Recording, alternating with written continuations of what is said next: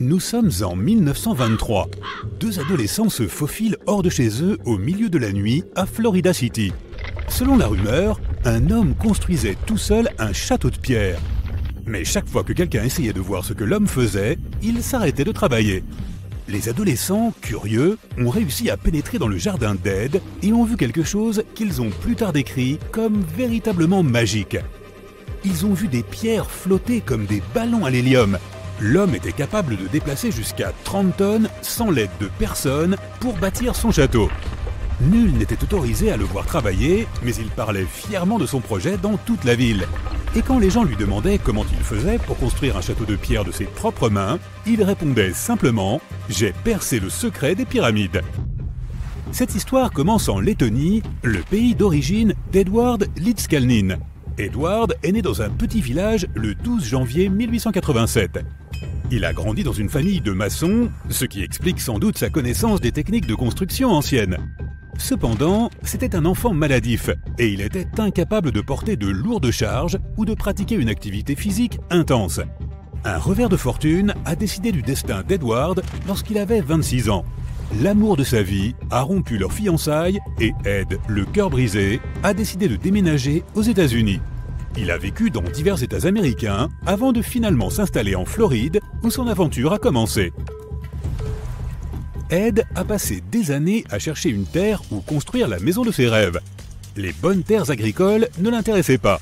Lorsque les gens lui demandaient pourquoi, il ne répondait que par un sourire. Finalement, il s'est décidé pour un terrain et l'a acheté contre les recommandations de ses plus proches amis. Le sol était rocheux et par conséquent incultivable. Mais il était parfait pour ce qu'il cherchait à faire. Les amis d'Ed le décrivaient souvent comme quelqu'un d'excentrique. Lorsqu'on lui demandait pourquoi il voulait construire une maison, il se contentait de répondre « C'est pour l'amour de mes 16 ans. Un jour, elle reviendra. » Puis il changeait de sujet de conversation. Il a fallu environ 30 ans à Ed pour terminer le château de corail et il a tout fait tout seul. Il ne travaillait que la nuit et ne laissait jamais personne voir ce qu'il faisait. Le château de corail est un ouvrage rempli de mystères. Si tu voulais visiter le site à l'époque, tu devais passer par une porte tournante de 9 tonnes et de 2 mètres de haut que même un enfant pouvait pousser avec qu'un seul doigt. Ed était si fier de sa porte qu'il a initialement nommé son site le parc à la porte de pierre. Il n'a été rebaptisé château de corail que bien plus tard, après le décès d'Edward. Une fois à l'intérieur, les visiteurs peuvent admirer les incroyables merveilles de construction d'Edward Lidskalnin. Des tours, des symboles mystiques, des meubles et des balançoires, tout entièrement fait de blocs de pierre monolithiques. Les pierres sont posées les unes sur les autres et ne tiennent ensemble que par leur propre poids. Et crois-le ou non, le parc compte environ 1100 tonnes de pierre. Aujourd'hui, si tu visites la maison d'Ed, tu pourras même voir les instruments élémentaires qu'il utilisait pour travailler. Burin, marteau, cordes et poulies. Mais ces réalisations semblent difficilement imaginables avec des équipements modernes. Sans eux, elles semblent impossibles. L'énigme du château de corail réside dans sa construction même et les techniques utilisées. Sur la seule photo d'Ed Lidskalnin au travail, nous voyons une structure à levier simple composée d'un palan à chaîne attaché à un trépied de bois. Le trépied était fait de vieux poteaux téléphoniques surmontés d'un caisson en bois. Ce qu'il y avait dans le caisson demeure bien sûr un mystère. Malheureusement, il a emporté ses secrets avec lui, n'ayant jamais dévoilé la vérité de son travail à quiconque. Mais nous en saurons peut-être davantage un jour, car plusieurs personnes ont émis des théories et continuent encore aujourd'hui de spéculer sur les techniques employées. Selon l'une de ces théories, il existerait un réseau harmonique dans la couche superficielle de la Terre et donc des zones d'antigravité en certains points du globe. On pense que le château de corail aurait été construit sur une de ces zones. Cela pourrait expliquer pourquoi Ed a mis si longtemps à trouver le terrain qui lui convenait. Peut-être cherchait-il un site qui lui permettrait d'exploiter ses forces antigravitationnelles. Mais chaque fois qu'Ed parlait de son travail, il disait simplement qu'il avait tout compris des lois relatives au poids et aux effets de levier et qu'il avait percé le secret des pyramides. Mais de quel secret s'agissait-il, te demandes-tu peut-être? D'après Ed lui-même, tout reposait dans le magnétisme. Il a même publié un texte intitulé « Le courant magnétique ». Il y explique que toute chose contient des particules magnétiques, il ne reste qu'à découvrir où elles se trouvent exactement à l'intérieur de tel ou tel objet. Et ainsi, les objets peuvent être soulevés et déplacés sans presque aucun effort. Un peu comme on déplace quelque chose de lourd sous l'eau. Les scientifiques disent que si nous supposons qu'Ed Lidskalnin et les bâtisseurs de pyramides ont utilisé la même technique, il n'aurait fallu qu'environ 4700 ouvriers pour construire la grande pyramide de Gizeh, au lieu des 20 à 100 000 estimés habituellement. Mais cette histoire recèle encore de nombreux mystères. À la fin des années 1920, Ed terminait la construction de son château de corail à Florida City. Des rumeurs sur son travail s'étaient répandues dans toute la ville. Les gens disaient qu'Ed cachait de l'argent quelque part dans sa maison. Une nuit, un groupe d'hommes a attendu qu'Ed se trouve seul pour s'introduire dans le château et le cambrioler. Ils n'ont pas trouvé d'argent et n'ont heureusement pas fait de mal à Ed. Mais les jours suivants, celui-ci a décidé qu'il valait mieux qu'il quitte ces terres. Bien sûr, il n'a pas emporté que sa brosse à dents avec lui. Il a décidé de déplacer l'ensemble du château de corail sur un autre site, à 10 km de l'endroit où il avait bâti son parc. La légende raconte qu'Ed aurait engagé un chauffeur de camion en exigeant qu'il garde le secret sur ce qu'il avait l'intention de faire. Il lui a demandé de regarder ailleurs pendant qu'il chargeait le camion tout seul, déplaçant toutes les pierres sans aucune aide. Une fois le camion rempli, Ed est allé installer son château à Homestead, en Floride, où le parc se trouve encore aujourd'hui. En 1986, on a envoyé une équipe d'ingénieurs de l'Université de Floride pour tenter de réparer la porte d'entrée du parc, ce portail tournant de 9 tonnes dont Ed était si fier. Ils s'y sont rendus munis des équipements les plus modernes, parmi lesquels une grue de 20 tonnes. Lorsque les ingénieurs ont démonté la porte, ils ont remarqué qu'Ed avait placé une étrange pierre circulaire au-dessous. Les ingénieurs ne comprenaient pas comment cette pierre de la taille d'un frisbee pouvait soutenir un poids de 9 tonnes sans être immédiatement réduite en miettes. Ils ont envoyé la pierre au département de géologie de l'Université de Floride, mais les géologues l'ont simplement renvoyée en affirmant qu'ils ne savaient pas d'où elle pouvait provenir. Rien dans leur base de données ne pouvait les renseigner sur son origine. Les ingénieurs ont remis la porte de 9 tonnes en place en essayant d'utiliser d'autres techniques. Au début, cela ne fonctionnait pas sans la base qu'Ed avait utilisée. Ils ont donc dû couper directement dans la pierre pour que la porte puisse à nouveau tourner, prouvant du même coup qu'aucune technologie moderne ne pouvait reproduire ce qu'Ed avait fait tout seul. Avance rapide jusqu'en 2011. Un homme a prétendu avoir percé le mystère des bâtisseurs de pyramides et d'Ed Lidskalnin lui-même. Wally Wallington, un ouvrier du bâtiment à la retraite du comté de Lapeer dans le Michigan, a réussi à construire quelque chose en utilisant des techniques similaires à celles utilisées par Ed. Wallington est célèbre pour avoir bâti son propre Stonehenge dans le Michigan. On dit qu'il a utilisé des machines simples, des leviers et des contrepoids pour déplacer des blocs de béton de plusieurs milliers de kilos. Contrairement à Ed, Wallington a partagé ses techniques avec le public. De multiples vidéos présentent les techniques d'ingénierie qu'il a mises au point en employant que des matériaux très simples. C'est vraiment impressionnant. Il a déplacé sa grange entière sur un autre site en n'utilisant que des outils élémentaires. Cependant, il n'y a aucun moyen de savoir si ce sont les mêmes techniques que celles utilisées pour la construction du château de corail. À ce jour, les secrets du célèbre château n'ont toujours pas été élucidés. Mais qui sait, nous y arriverons peut-être un jour.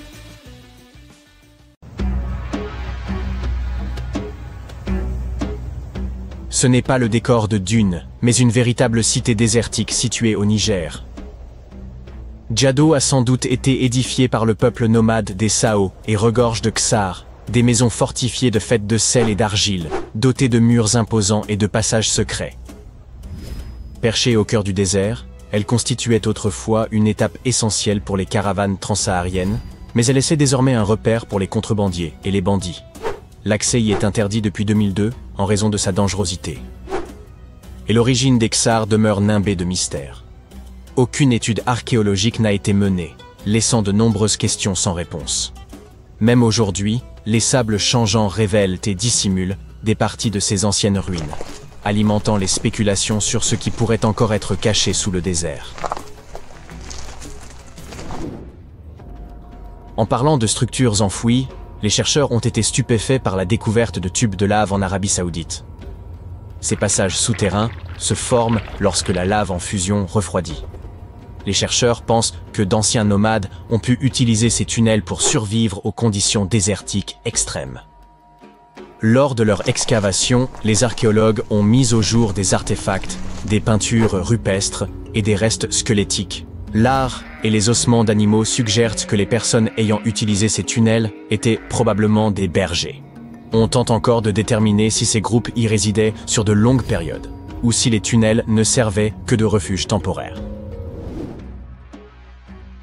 La pyramide de Khéops se dresse depuis des millénaires, mais elle continue de receler des secrets. Grâce à une technologie de balayage avancée, les scientifiques ont découvert 2 structures cachées sous un ancien site funéraire. La première forme une structure peu profonde en elle, tandis qu'en dessous se trouve un espace bien plus vaste, qui pourrait être un lieu de sépulture ou une chambre. La structure plus petite a été délibérément remplie de sable, tandis que la plus profonde pourrait être une chambre vide. On estime que les 2 sont reliés, peut-être par un passage menant à une chambre secrète. Cette découverte est d'importance capitale, car elle pourrait nous offrir de nouvelles perspectives sur les bâtisseurs des pyramides et leurs motivations. Le monde est riche en écrits anciens, mais certains messages demeurent impénétrables, à l'instar du mystère de la tablette de Bachplémy. Cette pierre énigmatique, extraite d'un lac en Géorgie, est recouverte de symboles que personne n'arrive à déchiffrer. Malgré les progrès technologiques, les experts restent totalement déconcertés. Cette tablette, de la taille d'un livre, comporte 60 symboles gravés avec soin sur sa surface. Mais 39 d'entre eux ne correspondent à aucune langue connue. Certains de ces symboles ressemblent à ceux des civilisations anciennes du Moyen-Orient, de l'Inde et de l'Égypte, mais aucun n'est parfaitement identique. Pour compliquer davantage les choses, une partie de la tablette est brisée, laissant un fragment irrémédiablement perdu. Pour exclure toute supercherie, les scientifiques ont minutieusement examiné la tablette. Ils ont confirmé qu'elle était constituée de basalte vacuolaire, une roche locale d'une grande dureté. Quiconque a sculpté ces symboles devait posséder une grande expertise. Sur la base de découvertes archéologiques similaires, les spécialistes estiment que la tablette pourrait dater de la fin de l'âge du bronze ou du début de l'âge du fer. Certains symboles se répètent, ce qui pourrait indiquer qu'ils représentent des chiffres. Il se pourrait qu'il s'agisse d'un inventaire, d'un registre de bataille ou même d'une offrande aux dieux. Tant que le code n'aura pas été décrypté, la tablette de Bachplémy restera un mystère insondable des profondeurs de l'histoire. Les experts sont toujours déconcertés par la signification de ce disque minoen. Le disque de Phaistos est l'une des découvertes les plus mystérieuses de la civilisation minoenne. Cet objet en argile de 15 cm, découvert en 1908, comporte des marques en spirale étranges que personne n'a encore complètement décodées. Le disque comporte 240 et un symboles des 2 côtés, représentant tout, des humains et des animaux aux outils et aux plantes. On a proposé de nombreuses théories sur la signification de ces symboles. Certains pensent qu'il pourrait s'agir d'une forme archaïque de grec, d'autres y voient une prière ou un hymne, et certains croient même que cela pourrait être une lettre d'un roi d'Anatolie adressée à un souverain grec. Voyons qui sera le premier à résoudre ce mystère. C'est toujours une journée palpitante pour un archéologue lorsqu'il découvre quelque chose d'aussi impressionnant qu'une tête en marbre vieille de 2000 ans. Une mission archéologique française a entrepris des fouilles dans une vieille maison médiévale proche d'Alexandrie, en Égypte, et a mis au jour la tête d'une statue représentant un vieil homme, probablement malade. Cette statue date de la dernière dynastie égyptienne avant l'annexion de l'Égypte par l'Empire romain, et le site de sa découverte est lié à des figures historiques comme Cléopâtre et Marc-Antoine. Pour les archéologues, même les plus petites trouvailles sur ce site revêtent une grande importance. Vous avez sûrement entendu parler de Lucie, l'Australopithèque, un ancêtre précoce des humains? Eh bien, des scientifiques ont retrouvé des empreintes de son espèce quelque part en Tanzanie.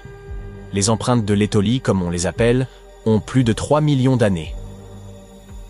La piste s'étire sur 27 mètres et comprend environ 70 empreintes, laissées par un groupe d'humains primitifs ayant traversé des cendres volcaniques humides. Ce qui est fascinant, c'est que ces premiers humains marchaient déjà sur 2 pieds, comme nous, sans être courbés comme des singes. L'espacement rapproché des empreintes montre qu'ils avaient probablement des jambes et une foulée plus courte que la nôtre aujourd'hui. Dans un ancien temple égyptien, des archéologues ont découvert un sanctuaire d'apparence banale. Un lieu dédié aux faucons et à 2 divinités. L'une d'elles avait une tête de faucon, tandis que l'autre portait une couronne ornée d'un disque solaire et des cornes de vache. Mais la découverte la plus intrigante était une inscription qui disait « Il est inapproprié de faire bouillir une tête ici ».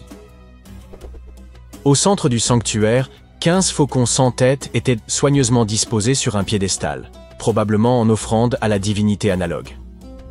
Une théorie avance que les oiseaux ont d'abord été bouillis, peut-être pour retirer leurs plumes, avant d'être placés dans le sanctuaire, conformément à la règle étrange gravée dans la pierre. Les archéologues ont également retrouvé à proximité un harpon en fer de 33 cm. Sa fonction exacte reste inconnue, bien que le sanctuaire contienne également des restes de poissons, de mammifères et d'œufs d'oiseaux, ce qui suggère que les rituels incluaient peut-être des festins. Et parlant de l'Égypte antique, voici Hathor. Les scientifiques l'ont nommé d'après la déesse égyptienne de la maternité, de la musique et du chant.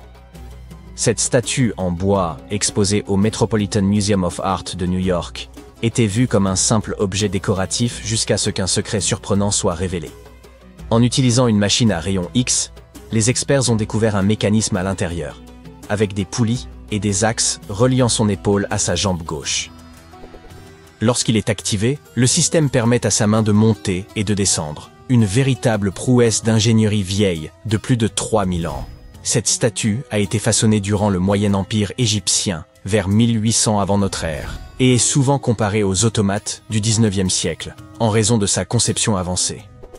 Il est probable que la statue ait été utilisée lors de cérémonies religieuses, symbolisant le rôle d'Hathor dans les arts. Les traits d'Hathor sont finement peints et accentués de feuilles d'or, ce qui laisse à penser que les Égyptiens possédaient une compréhension précoce de l'automatisation et de l'ingénierie mécanique. La fonction de la statue pourrait être liée à des rituels dans les temples où la musique et la danse occupèrent une place centrale dans les cultes. Une découverte inattendue a eu lieu dans le nord du Koweït, où une équipe polono-koweïtienne a déterré une statue mystérieuse vieille de 7500 ans. Cette statue présente un crâne allongé, sans bouche, des yeux étroits et un nez aplati.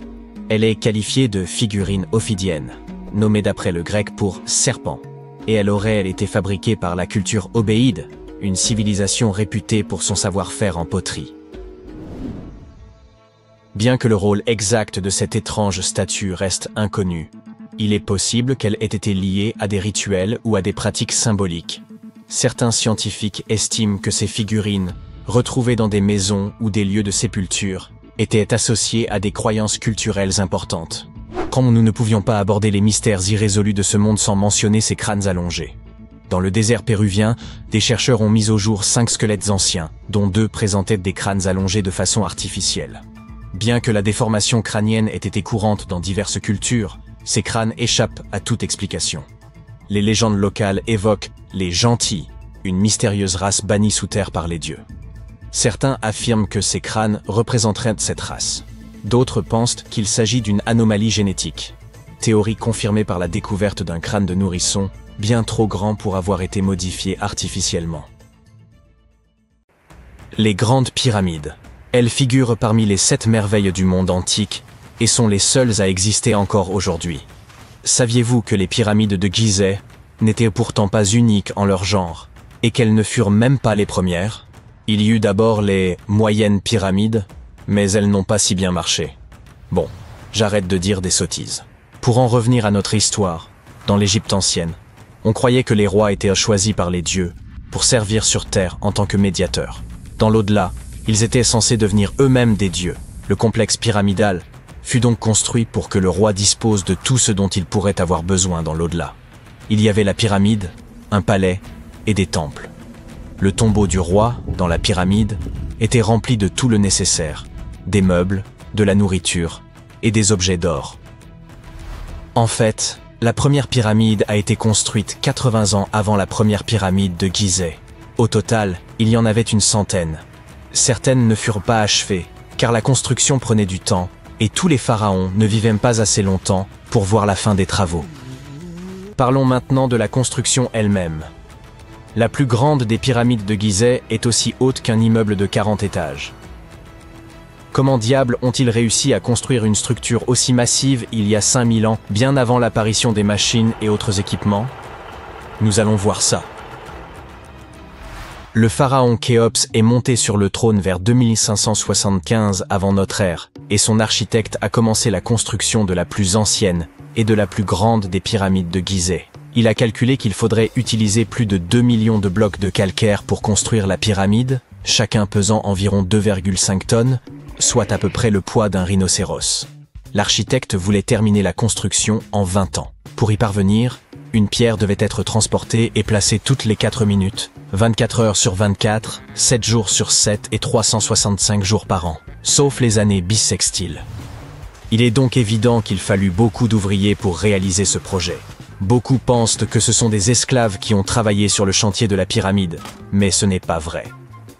Des ouvriers sont venus de toute l'Égypte pour contribuer au chantier, soit environ 25 000 personnes.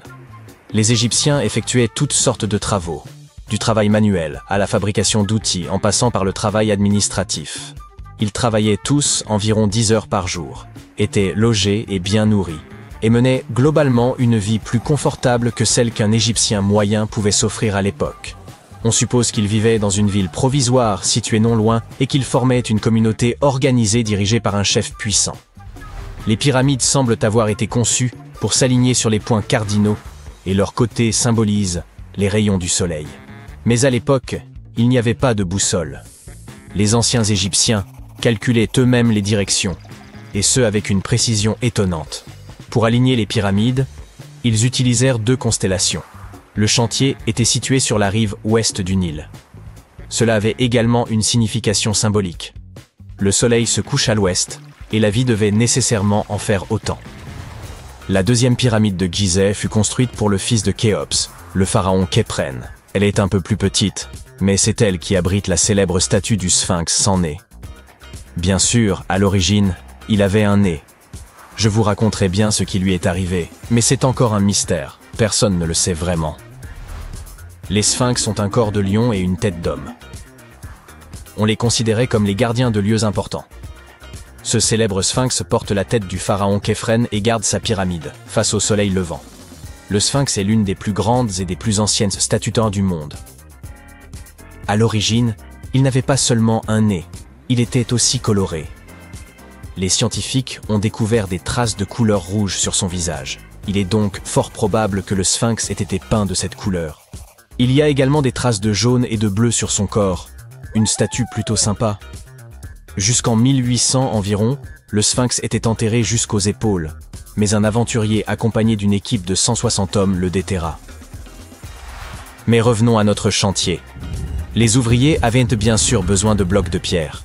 Il y avait 2 endroits principaux où l'on pouvait s'en procurer.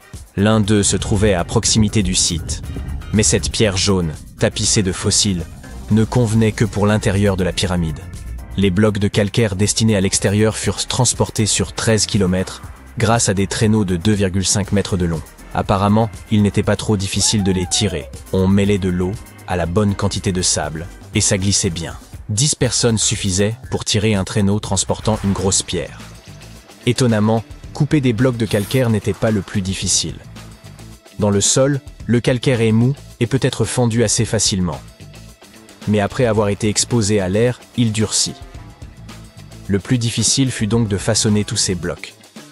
Cette étape était cruciale, car la moindre imprécision pouvait entraîner l'effondrement de toute la pyramide. Bien, ces pierres calcaires étaient extraites, transportées sur un traîneau, façonnées. Et ensuite quoi ? Comment les disposer ? C'est encore un mystère. Les archéologues ont découvert les vestiges d'un système de rampes datant de l'époque de la construction des pyramides. Les historiens s'accordent donc à dire que les Égyptiens ont très probablement conçu un système unique pour déplacer et tirer ces énormes blocs. L'opinion la plus répandue est qu'il y avait plusieurs rampes autour de la pyramide. Il y avait probablement une rampe centrale avec 2 escaliers de chaque côté, construits directement sur les pierres de la pyramide. La rampe grandissait au fur et à mesure que la pyramide s'élevait. On pense que certains ouvriers gravissaient les escaliers en tirant des pierres sur des traîneaux de bois. Mais ce n'est qu'une hypothèse parmi d'autres. D'autres affirment que les rampes se trouvaient autour de la pyramide. D'autres encore qu'elles se trouvaient à l'intérieur. Peut-être que nous ne le saurons jamais, et que le mystère restera entier pour toujours. Le calcaire extérieur de la pyramide était poli avec du sable et de la pierre pour qu'il brille. Au sommet, il y avait un pyramidion en or et en argent, qui scintillait sur l'Égypte comme un deuxième soleil. Voilà comment on occupait son temps il y a 5000 ans. Parlons maintenant de l'intérieur. Curieusement, il n'y a pas grand-chose à l'intérieur de la pyramide. En très grande partie, il s'agit de pierres massives, avec très peu d'espace ouvert. Mais jetons un coup d'œil rapide. Depuis l'entrée, il y a 2 escaliers, l'un qui descend, l'autre qui monte. Ils nous mènent aux chambres. Il y en a 3 à l'intérieur. Pourquoi? Apparemment, une chambre funéraire devait être toujours prête au cas où le pharaon aurait rendu l'âme avant la fin des travaux. À mesure que les travaux avançaient, d'autres chambres étaient reconstruites. La dernière était la principale, c'était la chambre du roi, celle où repose Khéops. C'est la plus grande pièce, au cœur de la pyramide, et un grand passage y mène. On l'utilisait probablement pour monter le granit, servant à décorer l'intérieur. On utilisa également du granit pour fabriquer 5 étages de poutres destinés à soutenir la structure. Et apparemment, ça a bien tenu étant donné que la pyramide est restée debout pendant des siècles. Malheureusement, aucune de ces chambres ne comporte de hiéroglyphes. Si vous voulez en voir, vous devez aller voir les tombes décorées situées près des pyramides. Ces œuvres sont des représentations de la culture et de la vie quotidienne de l'Égypte ancienne. Leurs textes permettent aux chercheurs d'étudier la langue et la grammaire. Les trésors qui se trouvaient autrefois dans les pyramides ont été emportés par des pilleurs. Il existe aussi de nombreux tunnels et passages secrets à l'intérieur des pyramides. Mais aujourd'hui encore, personne n'en connaît le plan complet. Cela fait des années que les scientifiques envoient des robots munis de caméras à l'intérieur. Mais il y a encore beaucoup de choses que nous ignorons. Aujourd'hui, ils se servent de rayons X pour scanner les pyramides de l'extérieur, sans entrer. Alors oui, les anciens Égyptiens ont bien créé un mystère que personne n'a réussi à percer en 5000 ans.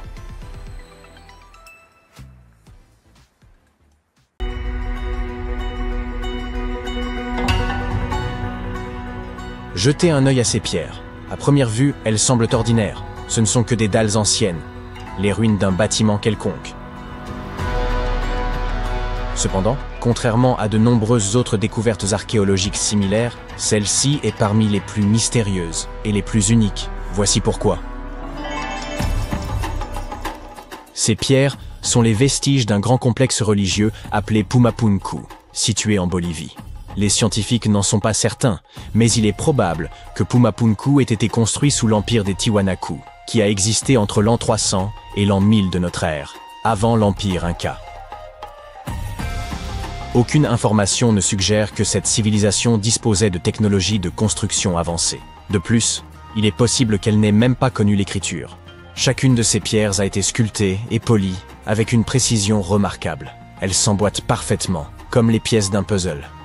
Le travail est si raffiné qu'il serait impossible d'y glisser même une lame de rasoir. C'est assez impressionnant pour un peuple qui vivait il y a environ 1500 ans. En outre, ces pierres sont très lourdes. Les plus grosses pèsent environ 130 tonnes. Comment les ont-ils transportées d'un endroit à un autre? Les scientifiques pensent que cette civilisation ignorait l'existence de la roue. Alors, comment ont-ils réussi à construire une structure aussi parfaite? Les Tiwanaku disposaient-ils des connaissances et des outils nécessaires pour travailler la pierre? Ou quelqu'un d'autre a-t-il construit Pumapunku? Plusieurs théories existent à ce sujet. Théorie numéro 1. Une civilisation avancée est arrivée en Amérique du Sud, a collaboré avec les Tiwanaku pour construire cette merveille d'ingénierie, puis est repartie. Théorie numéro 2.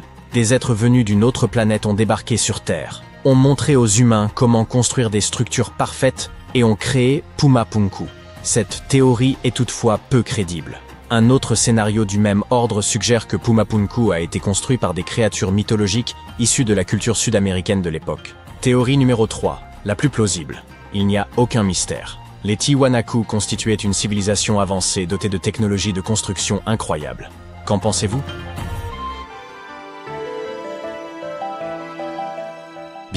Nous venons de voir des pierres parfaitement rectangulaires utilisées pour construire un temple. Que diriez-vous de pierres parfaitement rondes destinées à l'étude du ciel étoilé? Ou à d'autres fins, qui sait? Alors bienvenue au Costa Rica. Au sud de ce pays se trouvent les sphères d'Iki. Il s'agit de pierres rondes, lourdes et de grande taille, créées à l'époque précolombienne, vers l'an 600 de notre ère. Ces pierres proviennent d'un type de roche unique, formé à partir de magma refroidi. En d'autres termes, quelqu'un a attendu la fin d'une éruption volcanique et le refroidissement du magma, puis a utilisé ce matériau pour sculpter ces sphères. Mais comment ont-ils fait pour obtenir une forme aussi parfaite? Selon les scientifiques, ils auraient utilisé de petites pierres pour broyer et sculpter le magma refroidi. Certains spécialistes pensent que ces pierres étaient destinées à s'orienter, qu'elles servaient à indiquer leur chemin aux voyageurs. D'après une autre théorie, les sphères d'Ikis étaient utilisées pour l'astronomie. Personne ne connaît la vérité. Et nous ne l'apprendrons peut-être jamais, car tous ceux qui connaissaient le secret de ces pierres ont disparu à la suite de la conquête espagnole.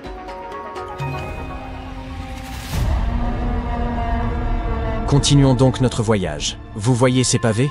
Les archéologues ne savent toujours pas pourquoi ils sont disposés ainsi le long d'une vaste étendue désertique traversant la Jordanie et Israël. Ces pierres étranges forment une chaîne de 64 km de long et sont ici depuis environ l'an 300 avant J.A.C. Comme elles ont été découvertes par des aviateurs il y a une centaine d'années, on les a surnommées « cerfs-volants du désert ». L'une des théories les plus populaires à leur sujet suggère qu'elles furent placées à cet endroit pour attirer les animaux et les capturer. Apparemment, les chasseurs anciens connaissaient bien le comportement de la faune locale. Et ils étaient sûrs que les bêtes finiraient par marcher le long de ces pavés et qu'ils finiraient par tomber dans une fosse préparée à l'avance. Des pierres rectangulaires et carrées parfaitement lisses, des pierres rondes, des pièges de pierre pour capturer des animaux, et encore de la peinture sur pierre. Pour découvrir cela, rendons-nous à Glasgow, en Écosse, où des archéologues ont mis au jour une dalle datant d'environ 5000 ans. Elle porte le nom de Cochno Stone. La dalle elle-même mesure 13 mètres sur 8, soit environ la moitié d'un terrain de basket.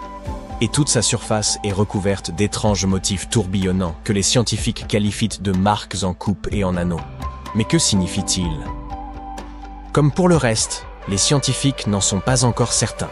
Une théorie suggère toutefois que ces inscriptions auraient un lien avec des phénomènes astronomiques tels que les éclipses lunaires ou solaires. Peut-être s'agit-il d'une carte du ciel, ou peut-être que ces créateurs souhaitaient simplement réaliser une œuvre d'art. Quoi qu'il en soit, il existe un autre fait intéressant, lié à ces dessins. Des scientifiques en ont découvert de similaires sur plusieurs sites préhistoriques à travers le monde. Délaissons à présent les pierres mystérieuses, et intéressons-nous à d'autres merveilles archéologiques. Voici la chronologie approximative du développement de la civilisation, à partir de 8000 avant notre ère, selon les scientifiques. Tout d'abord, les hommes s'installent dans un endroit et y construisent une ville ou un village. Puis ils se lancent dans l'agriculture, avant de construire des temples. Cependant, en 1994, des archéologues ont déclaré « Non, l'ordre pourrait être différent ». Et si les hommes avaient d'abord construit des temples pour vénérer des êtres mythiques supérieurs, avant de construire des villes et de se lancer dans l'agriculture? Rendons-nous en Turquie, dans la région rurale de Göbekli Tepe, où, au milieu des années 90, des archéologues ont découvert plusieurs piliers de pierre sur lesquels étaient sculptés des animaux. Cette structure ancienne remonte au 10e millénaire avant notre ère. Aujourd'hui, cet endroit est considéré comme l'un des plus anciens lieux de culte au monde. Il a très probablement été construit par des chasseurs semi-nomades qui ne connaissaient rien à l'agriculture, car celle-ci n'est apparue dans cette région que 5 siècles plus tard. Aujourd'hui, les scientifiques se posent la question suivante. Est-il vrai que de telles structures ont conduit à la colonisation de la région? La réponse à cette question pourrait nous aider à comprendre la mentalité et le développement de l'humanité dans de nombreuses régions de la planète. Aimeriez-vous posséder un parchemin sur lequel serait indiqué l'emplacement d'un trésor? En fait, vous en avez déjà un. Vérifiez par vous-même. Il vous suffit de rechercher « le trésor du rouleau de cuivre » sur Google, de télécharger une photo haute résolution du rouleau en question et de suivre ses instructions. Mais attention, le texte est absolument incompréhensible. Les scientifiques tentent de déchiffrer ce message depuis sa découverte en 1952 à Qumran, et ils n'y sont toujours pas parvenus. Selon une théorie, le rouleau contiendrait des informations sur une importante quantité d'or et d'argent. Cependant, même si ce trésor n'existe pas, cet artefact n'en présente pas moins un grand intérêt. Il a été créé il y a environ 2000 ans, à l'époque où l'Empire romain régnait sur la colonie de Qumran. Peut-être les habitants de la région souhaitaient-ils cacher leurs objets de valeur aux légionnaires romains et ont-ils laissé un plan à leurs descendants? Lorsque vous vous approchez de cette merveille archéologique, vous ne remarquez rien. Mais si vous montez haut dans les airs et que vous regardez vers le sol, vous verrez des motifs étonnants, créés par le peuple de la culture Nazca. On les appelle les lignes de Nazca. Des pilotes et des passagers d'avions de ligne les ont aperçus pour la première fois dans les années 1920 et 1930, lors de vols au-dessus du Pérou. Ces grands dessins sont composés de lignes géométriques, d'images complexes d'animaux et de figures fantaisistes. Il y a plus de 2000 ans, un peuple a creusé à la surface du sol pour créer ces motifs. Mais pourquoi? Les lignes de Nazca continuent de fasciner les chercheurs et les passionnés d'archéologie. Les récentes avancées technologiques, telles que l'imagerie par drone et la cartographie par satellite, ont apporté un nouvel éclairage sur ces formations énigmatiques. Certains chercheurs s'intéressent désormais à la possibilité que ces lignes aient eu plusieurs fonctions, notamment celle de communiquer avec des êtres extérieurs à notre monde. Et cette hypothèse est plausible. Une partie des scientifiques pense que ces étranges motifs étaient un moyen rituel de communiquer avec les divinités de la civilisation Nazca. L'étude de ces merveilles archéologiques enrichit non seulement notre connaissance du passé, mais nous invite également à admirer l'ingéniosité et la créativité de l'esprit humain.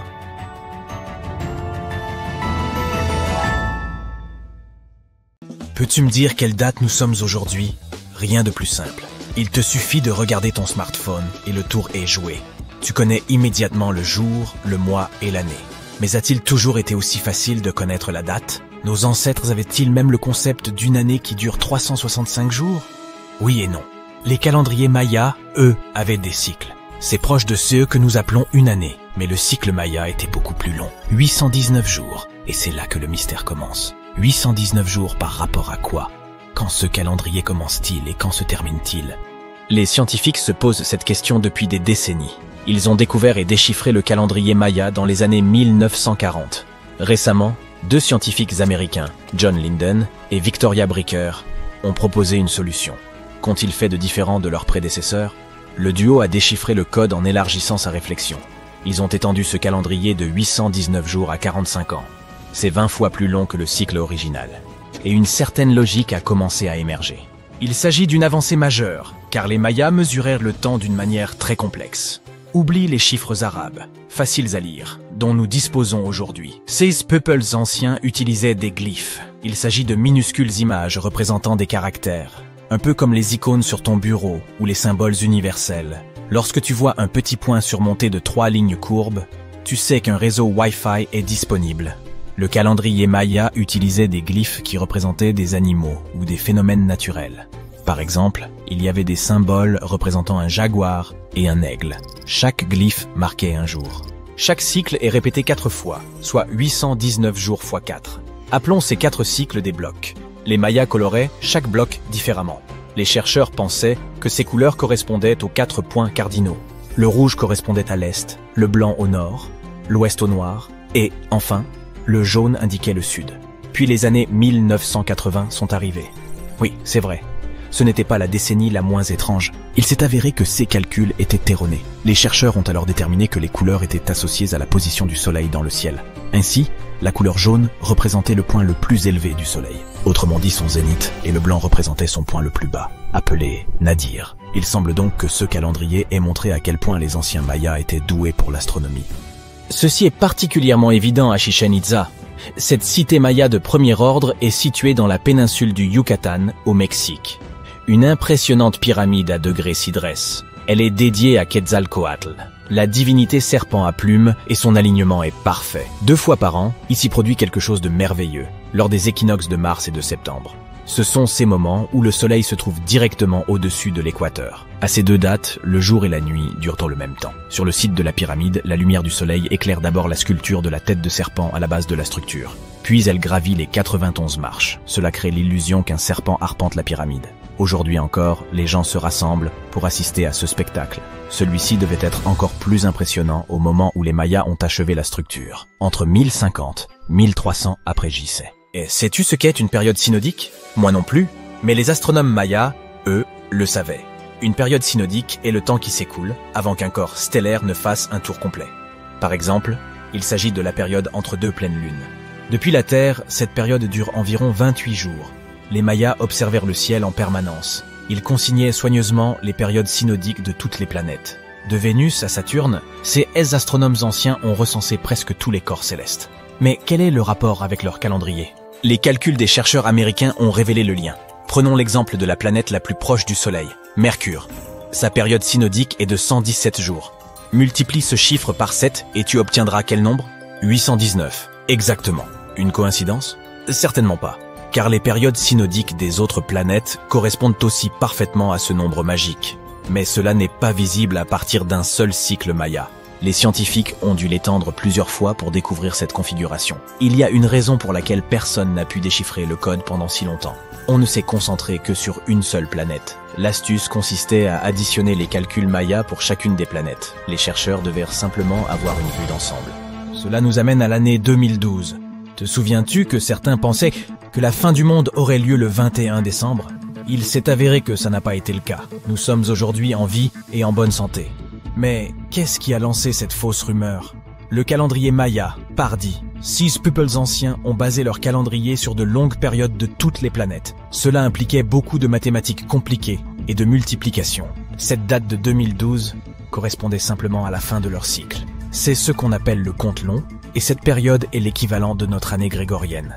Pour les Mayas, 2012 était un peu comme le 31 décembre pour nous. Il s'agissait simplement de la fin d'un cycle dans lequel ils mesuraient le temps. Il n'y a donc pas lieu de paniquer. Les fêtes de fin d'année sont peut-être un peu folles, mais le monde ne s'arrête pas le 1er janvier. Les Mayas ne se contentaient pas d'étirer leur calendrier. On parle bien, là, du fameux caoutchouc. Oui, tu as bien entendu. Ces peuples anciens s'étaient capables de concevoir différentes qualités de caoutchouc 3000 ans avant que le célèbre américain Charles Gould ne le fasse. Ils extrayèrent le latex naturel de l'EVA. Il s'agit d'une substance laiteuse, qui peut être transformée en caoutchouc naturel. Et ils n'étaient pas les seuls à le faire. Les chercheurs ont trouvé des preuves que leurs voisins aztèques et olmèques faisaient de même. Mais que faisaient-ils de tout ce caoutchouc? Ils n'avaient pas besoin de pneus de bagnole, ça c'est certain. Mais c'est toujours cool d'avoir une belle paire de sandales pour la plage. Les conquistadors espagnols ont écrit au sujet des chaussures à semelles en caoutchouc que portaient les indigènes. Malheureusement, les archéologues n'en ont toujours pas retrouvé. Ce serait pourtant un grand pas pour l'archéologie. Les Mayas jouèrent donc avec le caoutchouc, littéralement. Les chercheurs pensent ainsi qu'ils fabriquaient des balles en latex. 16 balles étaient particulièrement élastiques et leur taille variait de celle d'une balle de baseball à celle d'un ballon de foot. Le jeu de balle maya, ou pits, comportait 2 arceaux. Tu penses sûrement au basketball, mais ce n'est pas tout à fait ça. Les arceaux étaient fixés sur des murs à 7 mètres de hauteur, comparé à la norme de la NBA, qui n'est que de 3 mètres. Et ces arceaux étaient inclinés sur le côté. L'histoire des Mayas a aussi un côté sucré. Ce peuple ancien appréciait le chocolat. En fait, le mot moderne de chocolat vient probablement du mot xocolatel, issu de leur propre langue. Celui-ci signifiait « eau amère ». D'accord, on comprend la partie amère, mais pourquoi de l'eau? Les Mayas ne produisèrent pas de chocolat sous la forme que nous lui connaissons aujourd'hui. Ils ne fabriquaient pas de tablettes de chocolat, ils se contentaient de le boire. Ces fèves de cacao écrasées constituaient une excellente boisson.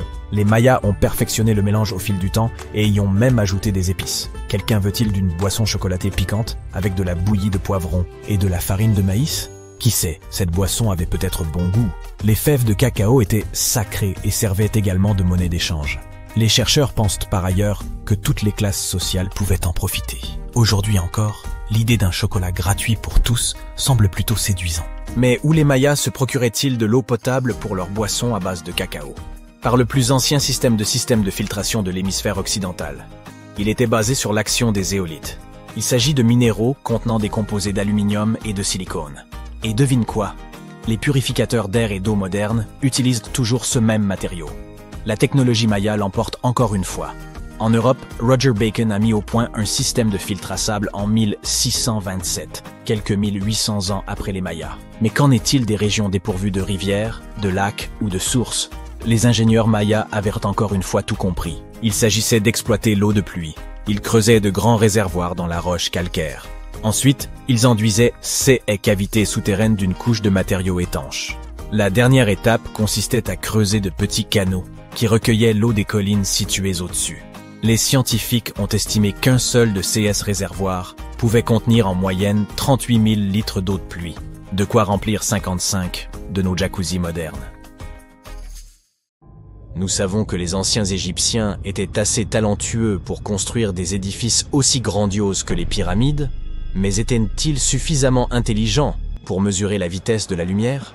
Une théorie circulant en ligne le suggère. Si vous comparez ces deux chiffres, vous verrez qu'ils correspondent parfaitement. Le premier est la vitesse de la lumière dans le vide en mètres par seconde, et le second est la latitude de la grande pyramide de Gizeh. Alors, était-ce intentionnel ou s'agit-il juste d'une coïncidence? Heureusement, nous pouvons vous assurer qu'il s'agit simplement d'une coïncidence, et non d'une autre théorie du complot. La grande pyramide n'est qu'un des nombreux endroits sur Terre partageant cette latitude. De plus, même si les Égyptiens étaient non parvenus à mesurer la vitesse de la lumière et avaient décidé de la garder secrète, ils n'auraient pas utilisé de mètre pour l'exprimer. Celui-ci n'a été défini qu'à la fin du XVIIIe siècle. Les bâtisseurs des pyramides utilisaient une autre unité de mesure appelée la coudée. Une coudée équivaut à un pied et demi, soit 45 cm. Cette unité, basée sur la longueur de l'avant-bras depuis le coude jusqu'au bout du majeur, était répandue dans l'Antiquité. Ainsi, s'ils avaient voulu épater tout le monde en positionnant leurs pyramides à une latitude correspondant à la vitesse de la lumière en coudée, ils auraient dû construire leurs édifices emblématiques quelque part en Europe. Par ailleurs, l'astronome danois Ole Rømer, qui a mesuré pour la première fois la vitesse de la lumière en 1676, aurait été bien contrarié de découvrir que quelqu'un l'avait fait des siècles avant lui. Bien que les Égyptiens aient été en avance sur leur temps à bien des égards, ils n'ont jamais mesuré la vitesse de la lumière, ni employé de coordonnées de latitude et de longitude pour leur construction. La base de la grande pyramide de Gizeh peut sembler être un carré parfait, mais il s'agit en réalité d'une structure à 8 côtés, et non 4. Chacun de ces 4 côtés présente une légère indentation concave qui les divise uniformément de la base au sommet. La version officielle voudrait qu'un pilote britannique du nom de Groves ait été le premier à le remarquer en 1940, lorsqu'il survolait la pyramide. Il a pris une photographie montrant les ombres qui soulignaient ces indentations. Certains pensent que ces lignes ne sont visibles que depuis les airs et peuvent être mieux observées à l'aube et au crépuscule, lors des équinoxes de printemps et d'automne. Cela a conduit à une étrange théorie selon laquelle les anciens Égyptiens auraient pu concevoir ces pyramides pour communiquer avec des visiteurs célestes. La pyramide de Khéops est l'une des 3 seules pyramides qui possédaient autrefois une porte pivotante. Cette porte, pesant environ 20 tonnes, pouvait être facilement ouverte de l'intérieur. Son ajustement précis la rendait presque invisible du dehors.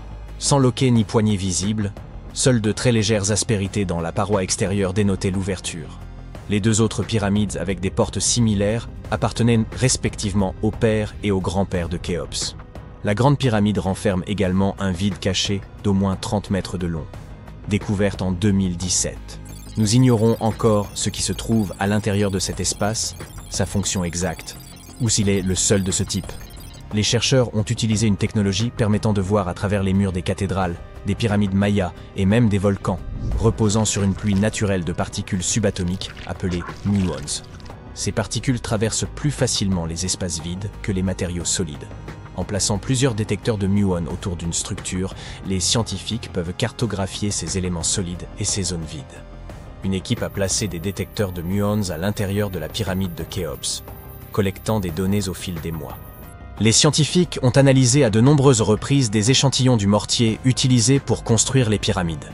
Bien que nous en connaissions la composition, la technologie moderne ne peut toujours pas le reproduire. Ce mortier, principalement composé de gypse traité, n'était pas utilisé comme le ciment actuel de nos briques, mais servait à soutenir les joints entre ces pierres massives lors de leur mise en place. Environ 1 demi-million de tonnes de ce mortier auraient été nécessaires pour construire la grande pyramide de Khéops. Ce mortier fait de gypse est plus robuste que les pierres elles-mêmes et a résisté pendant des millénaires. Les 4 côtés de la pyramide de Khéops sont alignés avec les points cardinaux, nord, sud, est et ouest. Selon l'archéologue et ingénieur Glenn Dash, cet alignement est précis à 4 minutes d'arc près, soit un 1/15 de degré. Les architectes y parvenus sans outils modernes tels que des drones ou des ordinateurs. De nombreux chercheurs ont tenté d'expliquer ce prodige d'architecture. Peut-être utilisait-il l'étoile polaire ou l'ombre du soleil. Dash a récemment proposé une idée nouvelle et plus simple. Les Égyptiens auraient pu utiliser l'équinoxe d'automne pour aligner les pyramides. Celle-ci se produit 2 fois par an, lorsque le soleil traverse le plan équatorial terrestre, rendant le jour et la nuit presque égaux en durée. Pour éprouver sa théorie, Glenn Dash a conduit une expérience le 22 septembre 2016, premier jour de l'équinoxe d'automne. Il a utilisé une tige spéciale appelée gnomon, dont disposaient les Égyptiens, pour projeter une ombre. Puis il en a suivi la pointe à intervalles réguliers, formant une courbe régulière.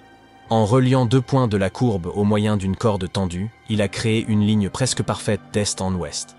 Dash a observé que lors de l'équinoxe, la pointe de l'ombre se déplaçait en ligne droite, suivant presque parfaitement la direction est-ouest, avec une légère déviation dans le sens anti-horaire, similaire à celle observée dans les pyramides. Bien que l'expérience ait été menée dans le Connecticut, Glenn Dash estime que la même méthode fonctionnerait en Égypte. Tout ce dont les Égyptiens avaient des besoins, c'était d'une journée claire et ensoleillée.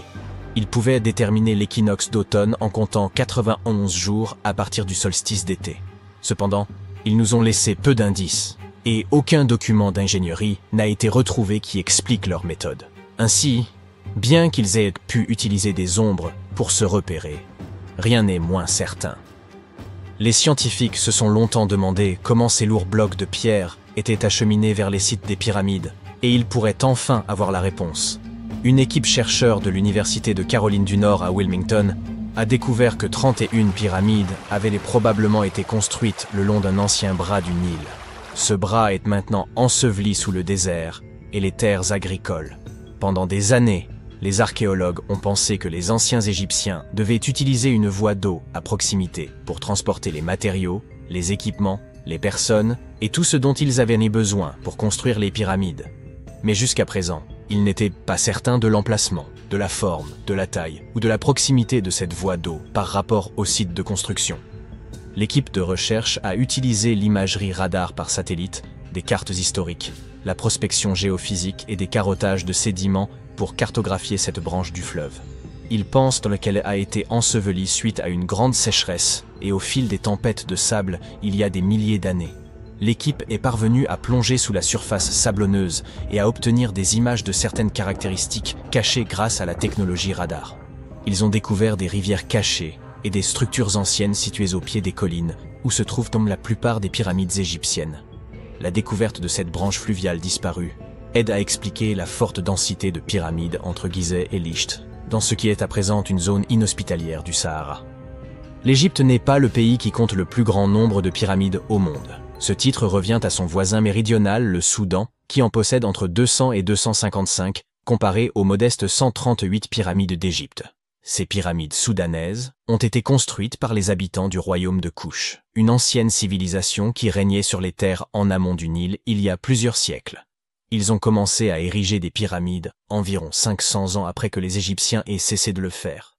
Bien que leurs pyramides soient beaucoup plus petites que celles d'Égypte, de 6 à 30 mètres contre 138 mètres pour celles de Khéops, elles ont été construites dans des buts similaires. Les archéologues continuent de travailler pour comprendre comment les pyramides soudanaises ont été construites, combien de temps il a fallu pour les achever, et ce qu'il est advenu de cette civilisation. Si une question continue de dérouter les archéologues de nos jours, c'est bien celle-ci. Comment les anciens Égyptiens ont-ils édifié ces pyramides monumentales ? D'après ce que nous savons à ce jour, leurs moyens semblaient plutôt limités, notamment en ce qui concerne les outils et les matériaux nécessaires à la construction. Bien que nous ne disposions toujours pas d'une réponse pleinement convaincante, certaines théories fascinantes méritent d'être examinées. Parmi ces hypothèses, l'une des plus crédibles évoque une méthode ingénieuse employée par les Égyptiens. Imaginez un instant, ils auraient ainsi bâti une rampe inclinée et sinueuse, composée de briques, de terre et de sable, entourant progressivement la pyramide en construction. Au fur et à mesure que l'édifice gagnait en hauteur, ils auraient simplement ajusté la taille et l'étendue de cette structure. Une méthode ingénieuse qui rappelle un jeu de Jenga antique. Mais alors, comment parvenaient-ils à hisser ces blocs de pierre colossaux jusqu'au sommet?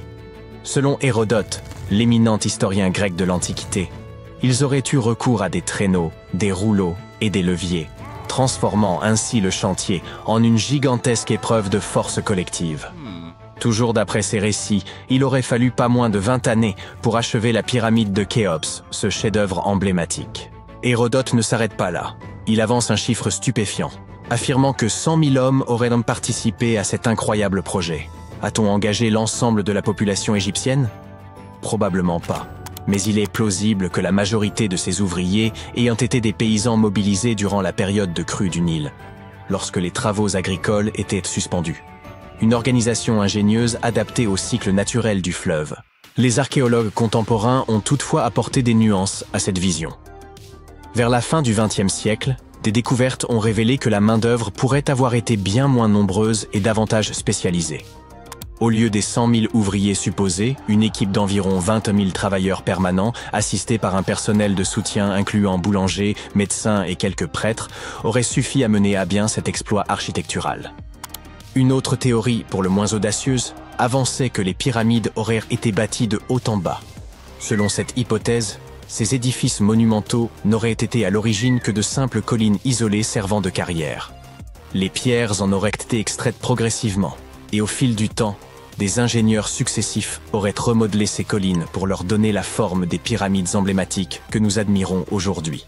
Avant de rejeter cette idée comme une pure fantaisie, certains y voyaient une part de plausibilité. Après tout, des collines isolées existent bel et bien dans certains cas, laissant entrevoir une légère possibilité de vérité dans cette hypothèse. Que ce soit à travers la construction de rampes ou des techniques de travail ingénieuses, une chose demeure incontestable. Ces pyramides continuent de fasciner l'histoire et d'alimenter notre imagination.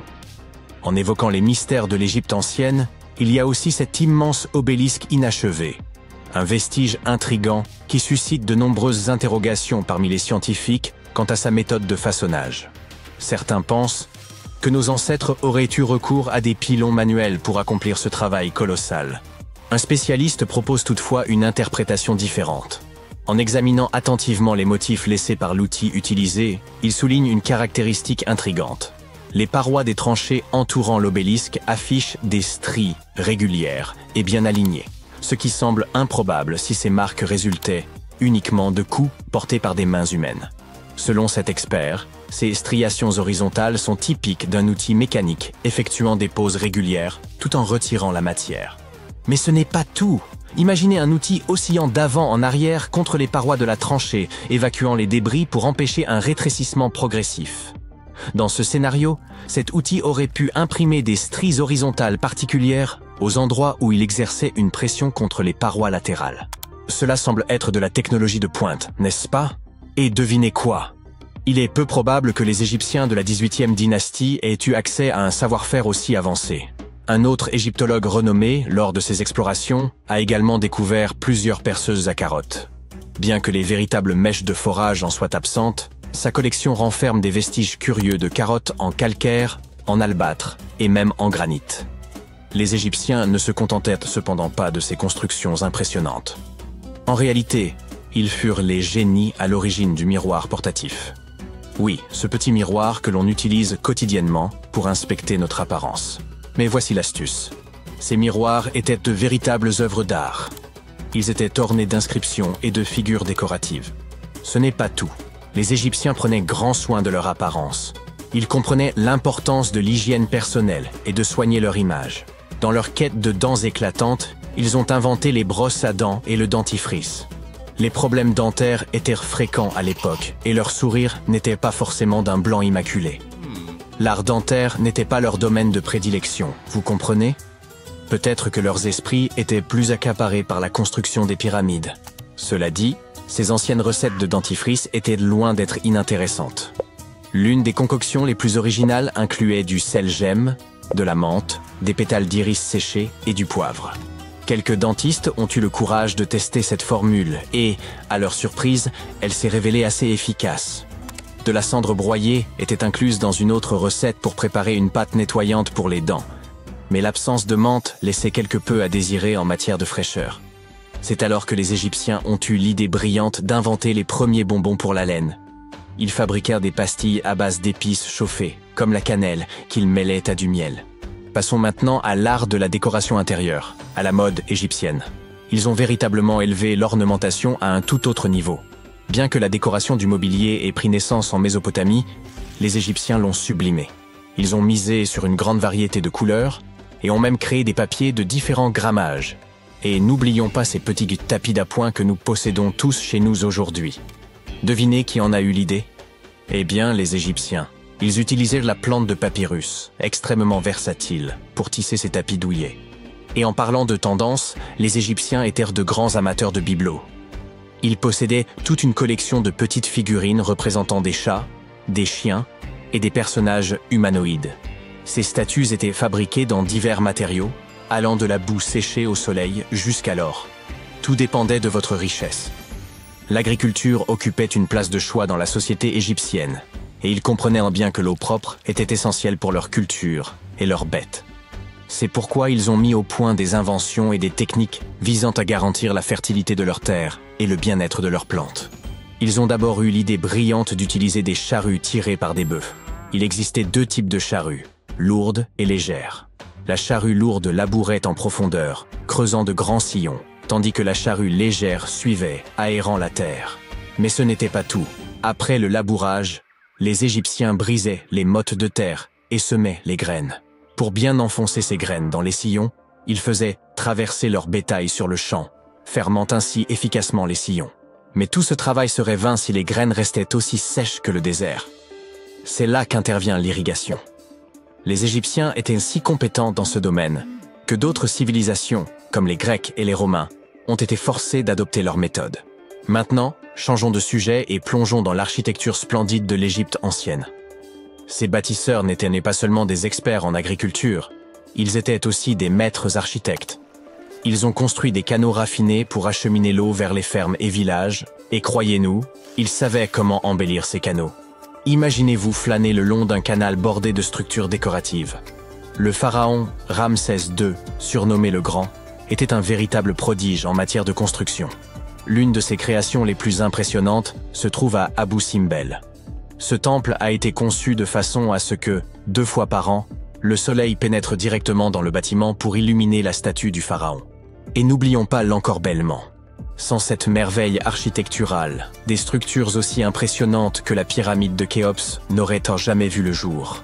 Les Égyptiens maîtrisaient l'art de faire tenir des édifices majestueux, grâce à leur génie en ingénierie et en construction. Ils ont érigé de vastes salles et des sanctuaires intérieurs qui ne manqueront pas de vous émerveiller. Et certains de leurs temples servaient également d'observatoires astronomiques. Sécante, cosinus, tangente, sinus, 3,14159. C'était le cri de ralliement du club de trigonométrie à l'époque. Pour tous les autres élèves du cours de mathématiques, des termes tels que sinus, tangente et pi étaient tout simplement déconcertants. Qui les a inventés et pourquoi? Leur seul but était-il de rendre les choses plus difficiles pour les élèves? Eh bien, pas tout à fait. La trigonométrie a été inventée par les anciens Égyptiens. Ils avaient besoin de ces connaissances pour construire leurs pyramides, et ils ont fait du bon travail. La grande pyramide de Gizeh est toujours debout aujourd'hui, quelques 4500 ans après sa construction. Et personne n'a fait de réclamation. Sortons donc de cette salle de classe et partons pour un voyage dans le temps, afin de percer les secrets de la précision des anciens Égyptiens.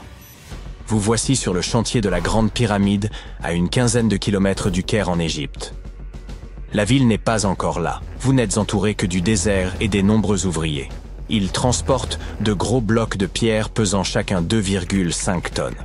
Ces blocs se trouvent sur des traîneaux de bois qui eux-mêmes reposent sur de gros cylindres. Une équipe de 8 hommes fait rouler ces blocs en avant. Cela fait tout de suite penser au rouleau d'une caisse enregistreuse de supermarché. Le principe est exactement le même, mais l'échelle est plus grande, beaucoup plus grande. Les scientifiques estiment que les Égyptiens ont utilisé 2,3 millions de blocs de ce type rien que pour la Grande Pyramide. Et le bloc qui se trouve devant vous est l'un des plus légers. Le plus lourd d'entre eux pesait près de 15 tonnes. Mais d'où venaient tous ces blocs? La plupart provenaient de carrières situées autour de Gizeh. Ce n'est pas très impressionnant, pensez-vous. Mais attendez de savoir comment les ingénieurs de l'Antiquité ont transporté du granit sur 800 km jusqu'à la pyramide. À l'époque, il n'y avait ni chemin de fer, ni autoroute. Mais il y avait le Nil, ce fleuve puissant. Les chercheurs pensent même que les Égyptiens ont creusé un canal pour relier le Nil directement au site de construction des pyramides. Il suffisait alors d'attendre le début de la saison des crues, et le tour était joué. La montée des eaux faisait flotter les lourds blocs de pierre. Mais comment ont-ils ensuite soulevé tous ces énormes cailloux sur la terre ferme pour les empiler ainsi jusqu'au sommet? Disposaient-ils de grues gigantesques? Les anciens Égyptiens ont contourné ce problème, littéralement. L'un des ouvriers vous montre maintenant la rampe géante qui fait le tour de la pyramide qu'ils sont en train de construire. C'est ainsi qu'une route de montagne se ferait un chemin en zigzag jusqu'au sommet. Si la rampe rejoignait directement le sommet de la pyramide, les ouvriers ne pourraient pas s'en servir pour tirer les blocs de pierre. Elle serait trop abrupte. Les scientifiques ont calculé que l'inclinaison maximale était de 8%. Les anciens Égyptiens ont donc simplement prolongé la rampe autour de la pyramide. Encore une fois, il ne s'agit que de théorie, car la rampe aurait pu se trouver à l'intérieur de la pyramide, comme le suggèrent certains chercheurs. La méthode de construction exacte reste un mystère, gardé jalousement par le Sphinx. C'est son vrai nom, n'est-ce pas? Eh bien c'est faux. Le grand Sphinx n'est que le pseudonyme de la statue. Vous savez, ce nom que prennent les écrivains lorsqu'ils veulent se cacher leur véritable identité, ou le nom de scène d'un chanteur. Le véritable nom du Sphinx, traduit de l'égyptien, signifie Horus à l'horizon. C'était le nom de la divinité égyptienne du ciel. Le mystère ne s'arrête pas là. Un homme passe devant vous avec un seau de peinture. Il va ajouter une touche de couleur au grand Sphinx. Les chercheurs ont trouvé des taches de cette couleur rouge à côté de son oreille. Il s'agit d'une peinture très résistante, qui a tenu pendant des milliers d'années. Vous vous tenez maintenant en face du Sphinx. Vous levez les yeux. Il est très grand, n'est-ce pas? 20 mètres, pour être précis. Résistez à l'envie de prendre un selfie. Allez, vous pouvez le faire. Vous remarquez maintenant autre chose. On dirait que le Sphinx se trouve au centre d'un triangle géant. C'est l'un des côtés de la grande pyramide. Et non, vos yeux ne vous jouent pas des tours. Le Sphinx se trouve vraiment au centre de la face latérale de la pyramide. C'est ici que les mathématiques entrent en jeu. Une pyramide a 4 faces, appelées faces latérales. Il y a aussi une 5e face, la base, mais elle n'est pas visible. C'est, vous l'avez deviné, la face cachée. Le Sphinx a un dernier mystère à révéler, son âge. Les scientifiques s'accordent à dire que c'est le pharaon Képhren qui l'a construit. Il a régné après son père qui avait construit la grande pyramide, toute proche.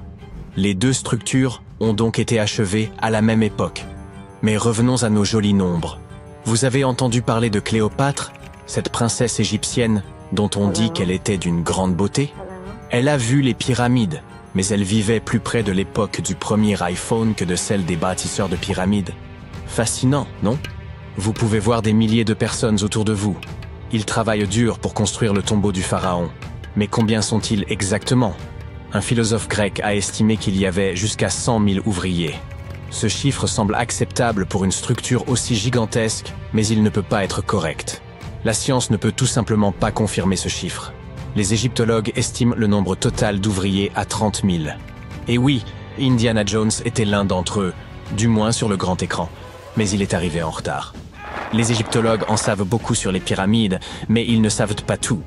Non pas parce qu'ils ne veulent pas savoir, mais parce qu'ils n'ont pas encore recueilli suffisamment de preuves. Ils ne peuvent que supputer le processus de construction. D'abord, les ingénieurs arrivaient pour choisir le bon endroit et prendre les mesures nécessaires. C'est pour cela qu'ils avaient besoin de toutes ces mathématiques compliquées. Ensuite, il fallait s'approvisionner en matériaux, les gros blocs de pierre dont j'ai parlé plus haut. Les bateaux les livraient à l'emplacement de la future pyramide, et les ouvriers pouvaient enfin s'atteler à la tâche. Ils travaillaient en petits groupes, mais ils étaient au moins 2000 à ciseler et à sculpter à tout moment.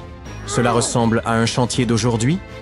C'est très similaire, mais ça se passe il y a des milliers d'années. Il est étonnant de voir ce que les Égyptiens de l'Antiquité étaient capables de réaliser avec des outils en cuivre et en pierre.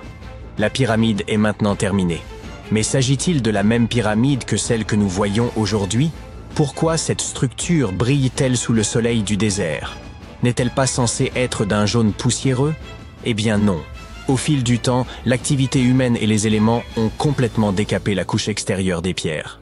Des artisans experts avaient poli ces blocs en utilisant uniquement de la pierre et du sable. Le résultat final était une pierre lisse et brillante. Le jour de son achèvement, la grande pyramide de Gizeh était un triangle de lumière parfait.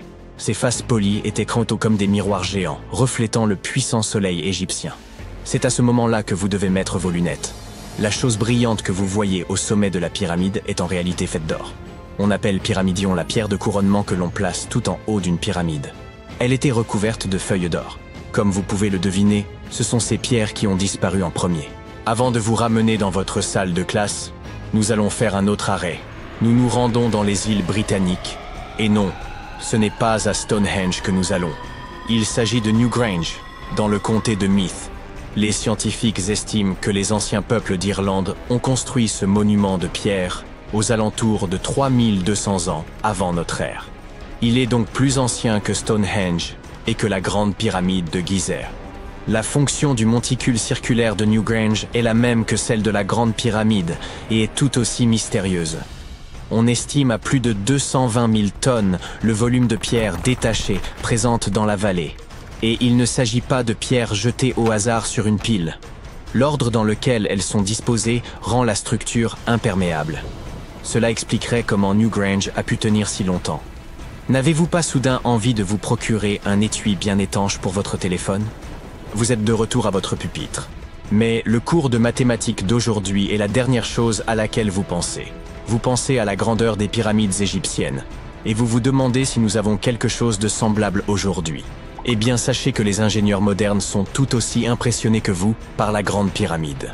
On trouve une pyramide de verre dans la cour principale du célèbre musée du Louvre à Paris.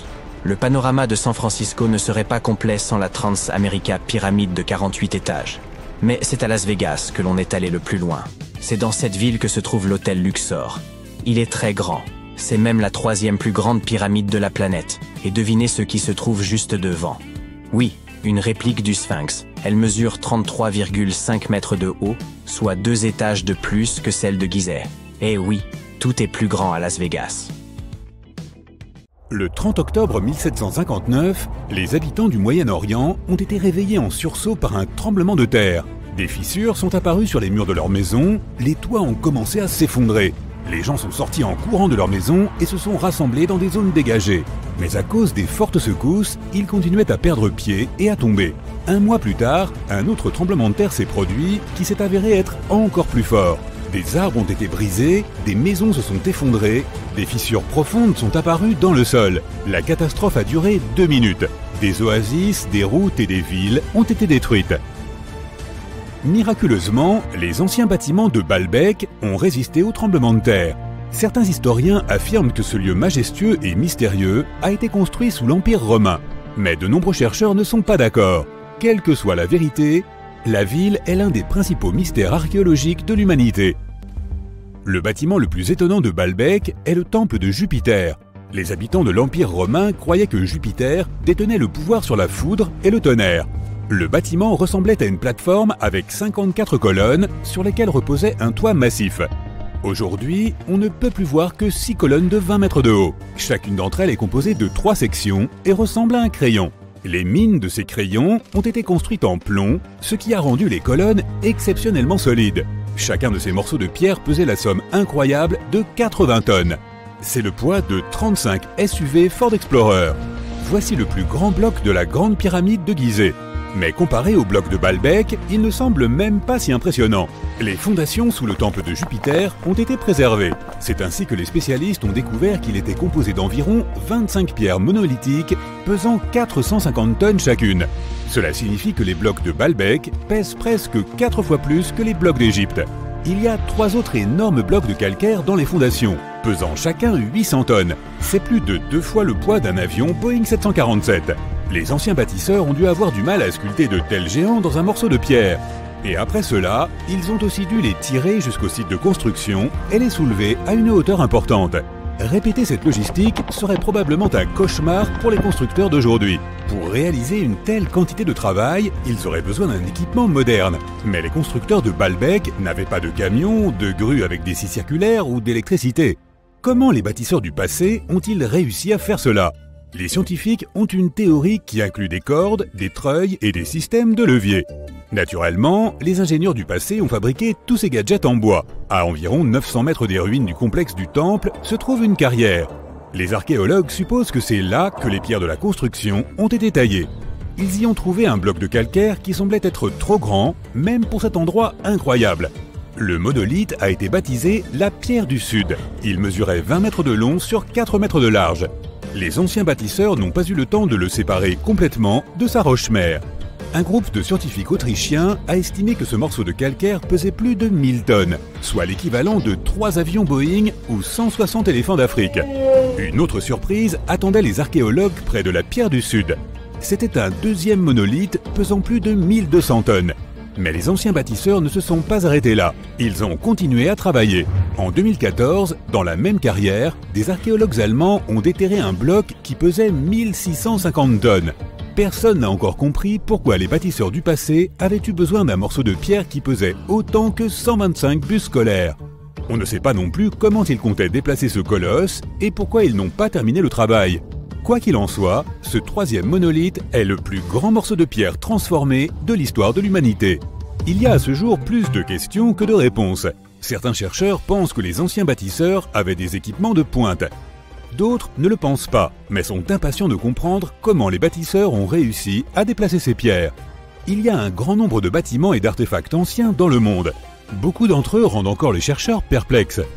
Près de la pyramide de Djéser, en Égypte, les archéologues ont découvert un réseau de tunnels. Cet endroit s'appelle le Sérapéum. Il contient 24 sarcophages pesant de 70 à 100 tonnes. Les boîtes géantes ont été sculptées dans un seul morceau de granit et recouverts de lourds couvercles. Les sarcophages sont parfaitement symétriques. Au toucher, leurs parois sont aussi lisses que du verre. Même avec notre niveau actuel de technologie, c'est très difficile à réaliser. Mais les anciens Égyptiens ont réussi cet exploit. La coupe de Lycurgue est un artefact inestimable et un exemple de nanotechnologie ancienne. Elle est faite d'un verre qui peut changer de couleur. Si tu mets une source de lumière devant la coupe, elle devient verte. Si la lumière est derrière la coupe, elle devient rouge foncé. Dans ce cas, la figure du roi grec Lycurgue devient violet pâle. Les scientifiques n'ont compris comment ce changement de couleur fonctionnait qu'à la fin du XXe siècle. Grâce au microscope, ils ont détecté des nanoparticules d'argent, d'or et de cuivre. Elles avaient été ajoutées à la matrice de verre. Grâce à cela, tu peux observer un changement de couleur appelé dichroïsme. Fait intéressant, l'or et l'argent ont été broyés en fine poussière. C'est presque impossible à réaliser par accident. Très probablement, les anciens experts savaient parfaitement ce qu'ils faisaient. En Bolivie se trouve un curieux endroit appelé Pumapunku. On dirait que d'anciens géants y ont joué avec un énorme jeu de construction. Et après le jeu, ils ont oublié de remettre les pièces dans la boîte.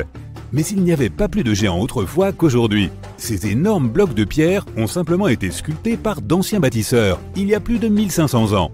Certaines des pierres pèsent 100 tonnes.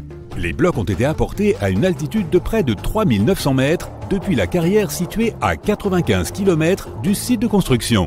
Il n'y a pas de forêt dans cette zone, ce qui signifie que les bâtisseurs n'ont pas pu utiliser d'arbres pour fabriquer des rondins de bois. Le monument appartient à la civilisation Inca, or les scientifiques sont sûrs qu'elle n'avait aucun usage pour la roue. En 1992, les habitants d'un village chinois ont décidé de drainer un étang. Leurs ancêtres l'utilisaient pour laver le linge et attraper des poissons depuis des centaines d'années. Ils ont pompé l'eau sans relâche pendant 17 jours. Au fond du réservoir, ils ont fait une découverte inattendue. Les villageois ont vu l'entrée d'une grotte qui descendait à une profondeur de 30 mètres. Cette incroyable découverte a été baptisée les grottes de Longyu. Des bâtisseurs inconnus avaient creusé des galeries de 30 000 mètres carrés. On y trouve des pièces séparées, des ponts, des bassins et des colonnes qui soutiennent le plafond. Les murs de la grotte sont couverts d'étranges lignes et motifs sculptés. Les scientifiques n'ont pas trouvé d'informations sur l'identité de ceux qui ont creusé les grottes, ni sur la raison pour laquelle ils l'ont fait. La technologie de construction reste également un mystère. Antonio Stradivari a vécu en Italie au XVIIIe siècle. Il créait des instruments de musique. Plus de 600 de ses œuvres ont survécu jusqu'à aujourd'hui. 500 d'entre elles sont des violons. L'un de ces instruments a été vendu aux enchères pour 16 millions de dollars. Les violons fabriqués par ce maître ont un son clair et profond. Les chercheurs n'arrivent pas à comprendre pourquoi les instruments de Stradivarius produisent des sons si uniques. Peut-être est-ce dû au vernis que le maître a utilisé pour recouvrir les violons. La réponse se trouve peut-être aussi dans le bois dont sont faits les instruments. À l'époque, l'Europe avait un climat froid. À cause de cela, le bois est devenu plus dense, et les instruments qui en étaient faits avaient un son particulièrement agréable à l'oreille. Dans la ville indienne de Delhi, il y a un pilier de 7 mètres de haut. Il pèse 6 tonnes et demie et est composé à 98% de fer forgé.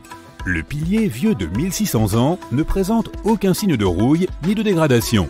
Les scientifiques pensent que si le monument est si bien conservé, c'est grâce au climat sec et à la composition chimique du métal qui l'a rendu résistante à la corrosion. Et pourtant, les chercheurs ne savent pas comment les forgerons ont réussi à fabriquer un pilier en fer qui ne craigne pas la rouille. Cela semble être un exploit difficile, même pour les métallurgistes modernes. Le rocher Al-Nasla est divisé en 2 parties par une fente parfaitement droite. Chaque bloc rocheux repose sur un petit piédestal. Certaines personnes pensent que c'est la preuve d'une ancienne technologie laser. Mais les géologues pensent que la fente est apparue en raison du déplacement du sol ou des vibrations naturelles qui se sont produites sous la roche. Ce processus a conduit à l'apparition de la fissure. Elle s'est agrandie pendant des milliers d'années et progressivement, le monument naturel a pris la forme que l'on peut observer aujourd'hui.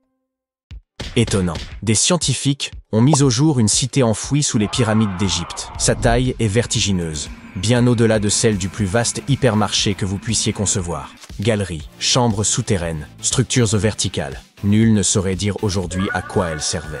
Commençons par le commencement. Des chercheurs italiens et écossais étudiant la pyramide de Képhren ont identifié ce qui semble être des tunnels secrets sous 3 pyramides distinctes. Cette découverte pourrait remettre en question nos connaissances sur l'Égypte antique. L'expédition baptisée Projet Képhren fut dirigée par Corrado Malanga, basé à Pise, et Filippo Biondi, affilié à l'université de Strathclyde, en Écosse. Leur objectif principal consistait à explorer la pyramide de Képhren, la seconde plus grande du plateau de Gizeh. Sous la pyramide de Képhren, les scientifiques ont mis au jour une imposante structure. Serait-ce une ancienne cité souterraine égyptienne? En analysant minutieusement leurs relevés, ils ont conclu que 8 grandes formations verticales, peut-être des puits ou des conduits, se dissimulaient en profondeur. Ces éléments s'étendent sur près de 2000 mètres, l'équivalent de 2 tours Burj Khalifa et demi-posées à la suite l'une de l'autre. Un indice saisissant de l'ampleur de la découverte. Ces puits descendent également à environ 610 mètres sous terre, ce qui dépasse largement la profondeur des stations de métro les plus profondes au monde, qui excèdent rarement les 120 mètres. De forme cylindrique, ils sont bordés d'escaliers en spirale, évoquant les tours d'un ancien château gothique. Ils mènent à 2 vastes chambres aux contours inhabituels. S'agirait-il de cubes ou de vasques géantes? Chacune semble mesurer plus de 80 mètres de diamètre. Bien que ces structures aient désormais été identifiées, leur fonction première demeure totalement inconnue. Souhaitez-vous une révélation encore plus troublante? L'équipe est convaincue que des accès similaires existeraient sous chacune des 3 pyramides. Autrement dit, elles pourraient être interconnectées par un réseau secret de tunnels, de galeries et de salles enfouies. Et plus bas encore, à près de 1200 mètres sous la surface, d'autres structures, encore non répertoriées, pourraient sommeiller dans les profondeurs. Et cela ne contribue-t-il pas à nourrir le mystère? L'élément le plus saisissant reste peut-être cette hypothèse formulée par certains chercheurs. Les structures dissimulées autour des pyramides de Gizeh pourraient coïncider avec les légendaires salles d'Amonti. Dans la mythologie égyptienne, ce lieu est décrit comme l'ultime étape des mourants, où l'âme, durant 3 jours, est soumise à un jugement rigoureux et affronte ses terreurs les plus profondes. Mais comment les chercheurs ont-ils pu localiser ces cavités invisibles? Pour ce faire, ils ont mobilisé 2 satellites situés à 680 km d'altitude. En dirigeant des ondes radar vers le plateau de Gizeh, ils ont obtenu des images d'une extrême précision, ensuite recomposées, pour former une modélisation tridimensionnelle du réseau souterrain, incluant les puits récemment découverts. Grâce à la technologie radar à synthèse d'ouverture, ou SAR, capable de traverser la roche, l'équipe a repéré 5 petites structures ressemblant à des salles, dissimulées profondément au sein de la pyramide. L'une d'elles contenait un sarcophage que l'on croyait autrefois être celui du pharaon Képhren. Hypothèse qui fut largement admise jusqu'à cette nouvelle analyse. Aujourd'hui, les scientifiques estiment que cette interprétation était erronée. Le tombeau véritable se situerait sans doute ailleurs. Il reste que ces 5 chambres, jusque-là inconnues, furent révélées uniquement grâce aux récentes explorations radar. Elles semblent disposées en plein cœur de la pyramide, reliées par des corridors souterrains qui s'enfoncent dans le plus bas. Certains avancent que ces galeries pourraient mener à d'autres chambres ou puits dissimulés, possiblement âgés de plus de 4500 ans, et susceptibles d'éclairer les énigmes encore irrésolues des civilisations antiques. Les premières analyses suggèrent que cet espace enfoui est bien plus complexe qu'une simple succession de salles vides. Il se pourrait qu'un grand nombre de structures soient enfouies à proximité des pyramides de Gizeh. Comment l'expliquer ? Certains indices suggèrent que l'ensemble comprend des zones excavées, parcourues d'escaliers en spirale qui s'enfoncent davantage. En affinant les images captées, il serait possible de révéler l'existence d'un vaste réseau souterrain, peut-être même les vestiges d'une ville entière, ensevelie sous le plateau. Malgré l'enthousiasme suscité par ces révélations, nombreux sont ceux qui demeurent sceptiques quant à l'existence réelle de cette cité souterraine. Le manque de validation scientifique par des pairs alimente leurs doutes, incitant plusieurs archéologues et spécialistes en imagerie radar à remettre en cause la fiabilité de ces affirmations. Selon eux, les outils employés pour effectuer ces relevés ne posséderaient peut-être pas la précision technique nécessaire pour restituer des images aussi élaborées de ce qui gît sous la surface. Selon eux, les 5 petites chambres repérées à faible profondeur pourraient n'être que des formations naturelles, d'autant que cette région revêtait déjà une importance rituelle bien avant l'édification des pyramides. Certains vont jusqu'à rejeter totalement le recours aux technologies radar dans un tel contexte, les qualifiant de méthodes non validées sur le plan scientifique et mettant en doute leur fiabilité. Cette découverte a également ravivé les débats autour des traditions mythologiques égyptiennes et de la possible présence de manuscrits anciens enfouis sous le plateau de Gizeh. La configuration des chambres nouvellement identifiées rappelle en effet celle que décrivent les récits sur la légendaire salle des archives, un espace mythique censé préserver le savoir primordial des premiers Égyptiens. Si cela venait à se confirmer, ces découvertes pourraient bouleverser la perception que l'on a de la topographie sacrée de l'Égypte. En outre, l'existence de cette cité perdue sous la pyramide pourrait constituer une preuve tangible de structures souterraines, jusqu'alors insoupçonnées. C'est pour cela que l'équipe du projet Kephren est impatiente d'entamer les fouilles permettant de vérifier ces hypothèses. Toutefois, obtenir l'aval des autorités égyptiennes constitue un processus ardu. Les résultats devront encore passer l'épreuve d'une évaluation par des spécialistes avant d'être validés par le monde académique. D'ailleurs, cette découverte archéologique fait suite à une autre annonce, celle de la mise au jour d'une structure insolite sous la nécropole royale de Gizeh, que certains chercheurs soupçonnent de ne pas être d'origine naturelle. Grâce à des techniques de télédétection, les archéologues ont mis au jour une étrange structure souterraine en forme de L, enfouie dans le cimetière ouest de Gizeh. Cette section est réputée pour renfermer les tombes de membres de la royauté ainsi que de hauts dignitaires. Nombre de ces sépultures sont surmontées de mastabas, des édifices rectangulaires en pierre ou en briques de limon, coiffés d'un toit plat. Or, en plein centre de cette nécropole, subsiste une portion dépourvue de toute structure visible en surface. Pour examiner cette zone encore inexplorée, les chercheurs ont recours à la tomographie de résistivité électrique, ERT, et au radar à pénétration de sol, GPR. L'ERT repose sur l'injection de courant dans le sol et sur la mesure de leur résistance afin de révéler d'éventuelles anomalies. Quant au GPR, il projette des ondes radar dans le sous-sol pour en dessiner les formes selon les échos obtenus. À une profondeur d'environ 2 mètres, les chercheurs ont détecté une anomalie. Elle semblait correspondre à une structure souterraine en L, mesurant au moins 10 mètres de long. D'après les relevés, il est probable que cette structure ait été remplie de sable après son édification. Cette découverte a conduit les chercheurs à envisager plusieurs hypothèses. Il pourrait s'agir d'un mélange de sable et de gravier, ou peut-être d'une cavité d'air. L'anomalie a été classée comme hautement résistive, ce qui suggère une origine non naturelle. Le professeur Motoyuki Sato, auteur principal de l'étude et enseignant à l'université de Tohoku, souligne que la netteté des contours appuie l'idée d'une structure artificielle. Un autre élément intrigant concernant les pyramides antiques d'Égypte tient à l'idée, longtemps admise par les historiens, qu'elles furent érigées au profit de la royauté et des élites, seules à posséder les moyens nécessaires. Or, des fouilles récentes menées sur le site archéologique de Tombos, situé dans l'actuel Soudan, viennent remettre en cause cette théorie. Il se pourrait que les pyramides de Tombos aient accueilli, aux côtés des élites, les dépouilles de travailleurs de rang modeste. Les membres laborieux des sociétés antiques auraient ainsi pu reposer dans certains des monuments les plus visibles, y compris les pyramides elles-mêmes. Implantées sur les rives du Nil dans l'ancienne Nubie, La localité de Tombos fut annexée par l'Égypte aux alentours de 1400 avant notre ère, lors de sa conquête de la région. Le site fut alors établi dans le but de renforcer la domination égyptienne. On y érigea des pyramides, bien plus sobres cependant que les gigantesques édifices de Gizeh. Les chercheurs ont repris l'étude de 110 squelettes humains exhumés à Tombos, initialement examinés en 2012. Ils se sont concentrés sur l'analyse des anthèses, c'est-à-dire les points d'attache des tendons et des ligaments sur les os.